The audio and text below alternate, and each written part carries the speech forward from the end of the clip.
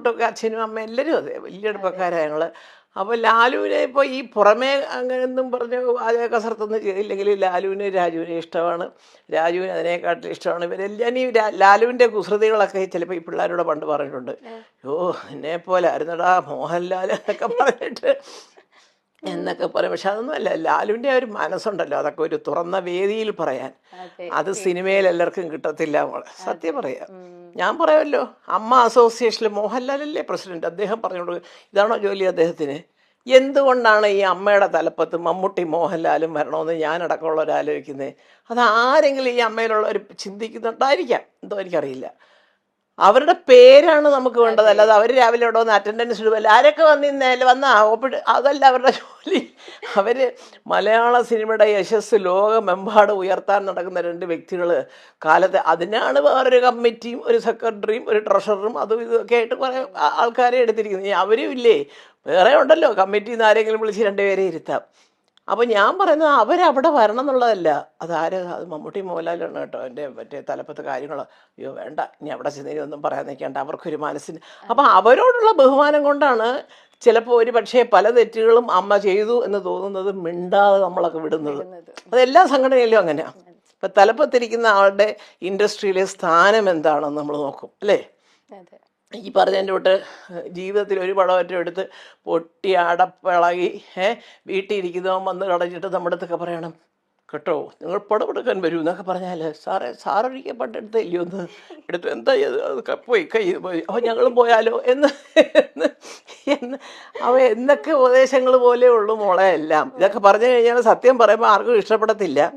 എങ്കിലും ഞാൻ പറയുന്ന അതാണ്, മമ്മൂട്ടി മോഹൻലാൽ സംഘടനയിലിരിക്കുന്നു, പക്ഷേ അവിടെ എന്നും വന്ന് കാര്യങ്ങൾ നോക്കുന്നവർക്ക് തെറ്റുകൾ പറ്റുന്നുണ്ട്. ഞാൻ ഈ അടുത്ത കാലത്ത് പറഞ്ഞില്ല, എൻ്റെ താരണ്ട് ചോദിച്ചു കുടുംബയോഗത്തിൽ ചേച്ചി പാട്ട് പഠിക്കും. ഏത് കുടുംബയോഗം? അല്ല അമ്മയ്ക്കൊരു കുടുംബയോഗം ഉണ്ടായിരുന്നു, ഞാനിവിടെ കൊച്ചിയിലുണ്ട്, ഞാൻ അറിഞ്ഞില്ല. അപ്പോൾ ചോദിച്ചപ്പം അന്ന് ബാബുരാജ് മാത്രം ഒരു ഉത്തരം പറഞ്ഞു, 4 പേരെ വെച്ച് ഏൽപ്പിച്ചു ഓരോരുത്തരെ ക്ഷണിക്കുക. അയ്യോ എൻ്റെ പൊന്നെ ചേച്ചി, ജഗദീഷും പറഞ്ഞു കേട്ടോ. ഞാൻ എനിക്കതിലൊന്നും പരാതിയൊന്നുമില്ല, അപ്പോൾ ചെറിയ കാര്യം നമ്മൾ പിന്നെ ഈ വയസ്സുകാലത്ത് ഇനിയിപ്പോൾ കുടുംബയോഗത്തെ. അപ്പം ഞാൻ കളിയാക്കി പറഞ്ഞു, ജഗദീഷിനോട് കൂടെ പറഞ്ഞു, അതിപ്പം ആരെയാണ് നിങ്ങളെ ഏൽപ്പിച്ചത്? പെണ്ണുങ്ങളാണെങ്കിൽ അവരൊരു പക്ഷേ അമ്മയെക്കാട്ടിൽ ആങ്ങളമാരെ ആയിരിക്കും ഇഷ്ടം, ആണുങ്ങളാണെങ്കിൽ അമ്മയെക്കാട്ടിൽ പെങ്ങന്മാരോടായിരിക്കും ഇഷ്ടം, ഇതുകൊണ്ടാണല്ലോ വിളിക്കാത്തത്. ഇതൊന്നും ഒരു കുറ്റമല്ല. വയസ്സുകാലത്ത് ഈ അമ്മമാരൊക്കെ വന്നിരിക്കുന്ന ഒരു ബുദ്ധിമുട്ടാണ് സത്യം. അയ്യോ അവർ വീഴുമോ, അവിടെ കാണുമെന്ന് പിടിച്ചേരെ ഇറങ്ങി പോകുമ്പോൾ എന്നൊക്കെ പറഞ്ഞ് ഒരുപാട് കാര്യങ്ങളാണ്. അപ്പോൾ അതുകൊണ്ട് അതറിഞ്ഞ് നമ്മളങ്ങ് മാറി നിൽക്കുക. കുടുംബയോഗത്തിൽ വല്ല പ്രത്യേകമായിട്ട് വല്ലതും ഉണ്ടെങ്കിൽ നമ്മൾ പോകും, സഹകരിക്കും, അതൊരു സംശയമില്ല. ചുമ്മാ അതൊരു മീറ്റിംഗ്, പിള്ളേരെല്ലാം കൊണ്ടൊന്ന് രസിച്ച്. ഇപ്പം എൻ്റെ മക്കൾ തന്നെ ചിലപ്പം എവിടെല്ലാം പോകുന്നു, എന്തമ്മേ അമ്മയെ കാണേണ്ട സ്ഥലം, അമ്മേ അവിടെ പോകുമേ ഇവിടെ പോകുമേ, ഹോങ്കോങ്ങിൽ ഇപ്പോൾ പിന്നെ ഹോങ്കോങ്ങിൽ പോകാൻ 70ാമത്തെ വയസ്സിലേ നല്ല കാലത്തേ പോയിട്ടില്ല. അതൊക്കെ ഞാൻ ഇപ്പം പറയുന്നത് പിള്ളേരോട്, ഞാനും ഒന്ന് ലൈൻ മാറ്റാൻ പോവാ, യാത്ര, ഒരു ന്യൂ ജനറേഷൻ, ഒരു ഭയങ്കര അപ്പൊ അതുകൊണ്ട് ഞാൻ പറയാൻ കാര്യം മോളെ എന്താണെന്നറിയാം, ഇപ്പൊ എമ്പുരാന്റെ കാര്യം തന്നെ എടുക്കുമ്പോൾ മമ്മൂട്ടിയും മോഹൻലാലും ഒക്കെ അഭിനയിക്കുന്ന ഒരു പടം അതിന് തന്നെ ഒരു വലിയ വാർത്തയാണ് അല്ലേ.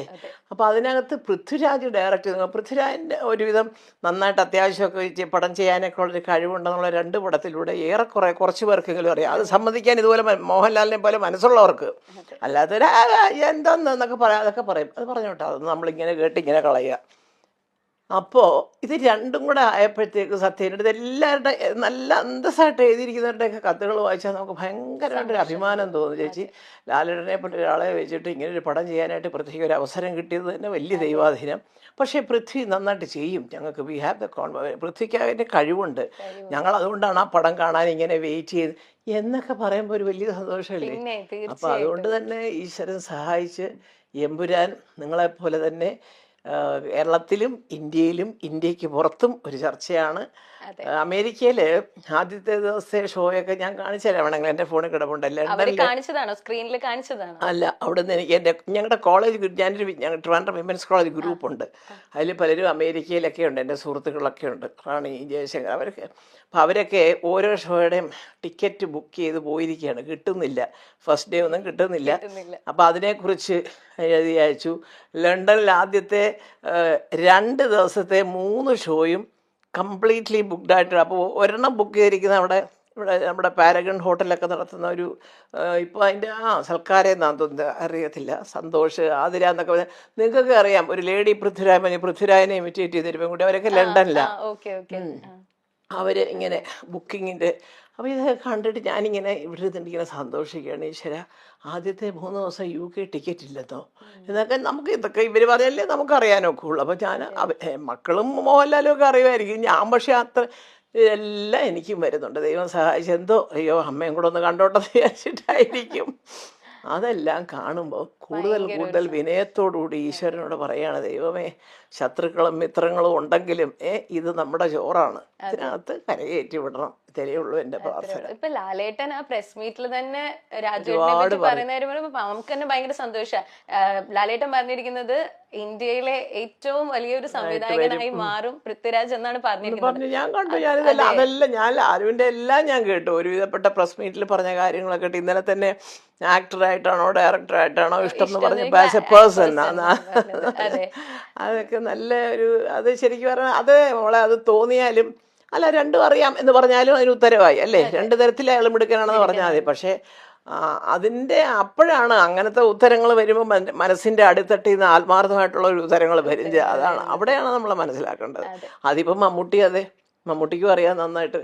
എൻ്റെ മക്കളെ എല്ലാം നന്നായിട്ട് സുഖമായിട്ടുള്ള കാലം മുതലേ വലിയ അടുപ്പക്കാരാണ്. അപ്പം ലാലുവിനെ കുടുംബപരമായിട്ട് ഞാനൊരു കൊച്ചു മോനെ പോലെ എപ്പോഴും വയസ്സ് വലിയ വ്യത്യാസമൊന്നുമില്ല. എന്നാൽ ലാലു എന്നെ കണ്ട് ഒരുപാട് ഉള്ളതാണ്, ഞാൻ പറഞ്ഞില്ലേ. അപ്പോൾ എന്നാലും ആ ഒരു സ്നേഹവും അടുപ്പവും ഒക്കെ ഉണ്ടല്ലോ. ചുമ്മാ അങ്ങ് വെറുതെ ഈ പത്രമാധ്യമങ്ങളിൽ വരുന്ന ഭാഷ പോലെ തെക്കോട്ടും വടക്കോട്ടും ഇട്ട് കളയാനുള്ളതല്ല.